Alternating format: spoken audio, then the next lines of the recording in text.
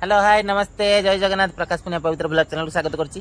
तो सांग मैंने आज ब्लॉग चैनल है माने किछि कथा किछि बापा मां को विषय जो माने जो पुआ माने बापा मां को हैरान करछंती।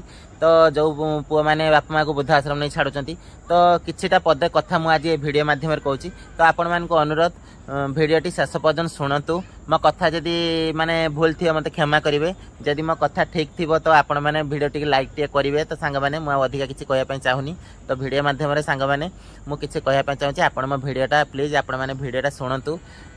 मु ठीक कहूछि कि भूल कहूछि आपण माने मते जणातु सांग माने।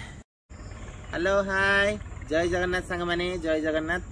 आपण माने सब केमती अछंती आशा करछि आपण माने बहुत भलो थिबे खुशी थिबे काहे कि हम ओडिसा तो महाप्रभु जगन्नाथ अछंती। तो हम ओडिसा रे महाप्रभु जगन्नाथ अछि मन ताको देहरु हम समस्त बहुत खुशी रहबे भलो रहबे। तो सांग माने गोटे कथा मु कहि रखुछि माने सब क्षेत्र रे गोटे पिला मानकर जदी असुविधा सुविधा गोटे कोनोसी पड़े जाय माने बापा मां माने बहुत किछि चेष्टा करंती पुअर भलो पई पुअर मंगल पई सब बेले से माने पुअर किछि भी क्षति हे गेले बापा मां आद सही पारंतनी। तो आपण माने समस्त को अनुरोध करछि जो पुआ माने बापा मां को खाया को दोनांती बापा मां को हैरान करछंती बापा मां को वृद्धाश्रम नहीं छाडुछंती बापा मां मान को कथा मानु नाहंती। तो सही पुआ मान को मोर कहया कथा बापा मां हमको ए दुनिया को आनिछंती। तो आमे किछि भलो काम करिबा भलो कथा शिखिबा केबे बापा मां को हैरान करबानी। बापा मां सब बेले पिला मानकर मंगल चिंता करंती केबे भी से अमंगल चिंता करंतीनी। कहीं गोटे कथा मु कहबी गोटे पुअर जत्ते भी दुख पड़ी था गोटे पुओ जत्ते बड़े विपद रे पड़िथिले भी माने बापा मां आशीर्वाद जो थिबो सब विपद टळि जिवो।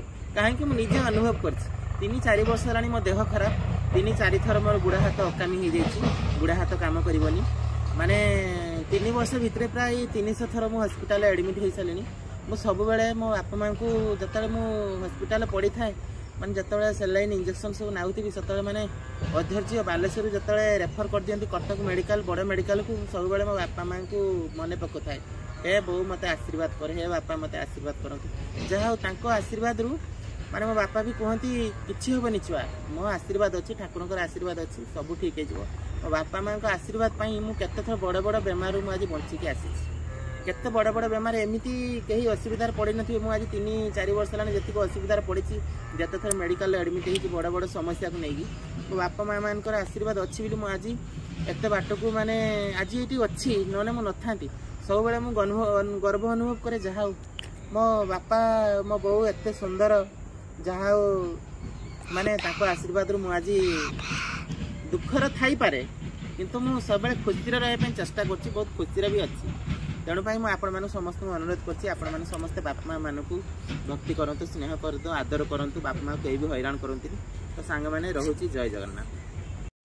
तो सांग माने छोटिया भिडियोटे थिला बापा मां को विषय रे किछि कहली तापरे मु भी सेतिक कष्ट पाइछि आज की 3-4 वर्ष लानी मु बहुत कष्ट पाउछि। मो देह एकरो भलो नाही diabetes blood pressure thyroid cholesterol एमिति अन्य सब बेमार माने मते हेछि।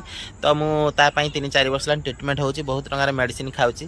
तो मु सब बेले अनुभव करे कते बड़ बड़ विपद रु मु आज बंची के आछि। तो सेति पई बापा मां को विषय रे मु पदे कथा किछटा कहिछि। तो सांगा माने वीडियो टी जदी भलो लागितिबो तो आपण माने लाइक शेयर टे करिवे। जो फ्रेंड माने नुआ करी मो चैनल को देखुछंती तो आपण माने मो चैनल को सब्सक्राइब करंतु लाइक करंतु शेयर करंतु। रहूची सांगा माने जय जगन्नाथ।